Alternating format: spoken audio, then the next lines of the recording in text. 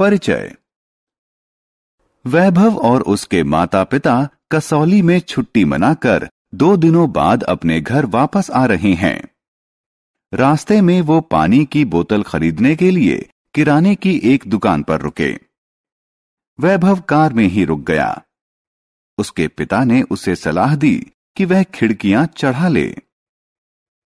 कुछ देर बाद वैभव को सांस की कमी और घुटन महसूस होने लगी।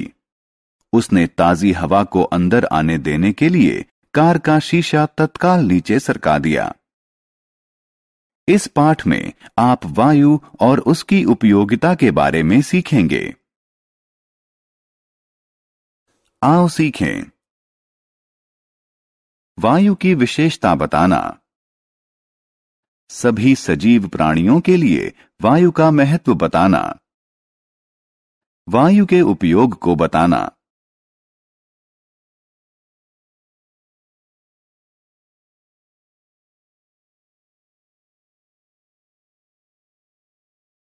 वायु की विशेषताएं।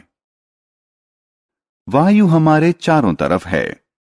सभी सजीव प्राणी वायु को सांस के रूप में अंदर लेते हैं और बाहर छोड़ते हैं, लेकिन हम इसे देख नहीं सकते। हम इसे सिर्फ महसूस कर सकते हैं। वायु में कोई रंग, स्वाद या गंध नहीं होती। हवा में भार होता है। हवा से भरा एक गुब्बारा लीजिए और इसका वजन कीजिए। अब हवा निकालकर गुब्बारे को पिचका लीजिए। फिर से इसका वजन कीजिए। आपने क्या पाया? गुब्बारे में तब ज्यादा वजन था जब इसमें हवा भरी थी। इससे प्रमाणित होता है कि वायु में भार होता है।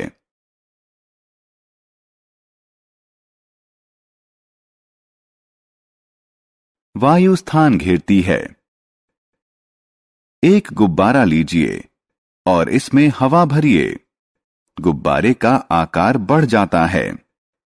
अब गुब्बारे में एक पिन चुमा दीजिए। आप क्या देखते हैं? गुब्बारे के अंदर की हवा छेद से बाहर निकलती है। गुब्बारा चपटा हो जाता है। इससे प्रमाणित होता है कि वायु स्थान घेरती है।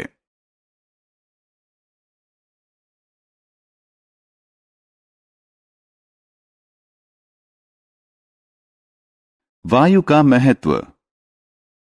वायु मनुष्यों को ऑक्सीजन प्रदान करती है, जो जीवन को आधार देती है। पादप अपना भोजन बनाने के लिए वायु से कार्बन डाइऑक्साइड लेते हैं। जंतु के अस्तित्व के लिए ऑक्सीजन जरूरी है। वायु का उपयोग। चलती हुई वायु को हवा कहते हैं। हवा बादल को गति देती है, जिससे वर्षा होती है। हवा नाव और ग्लाइडरों को चलाने में सहायता करती है। हवा की शक्ति का प्रयोग विद्युत उत्पादन में किया जाता है।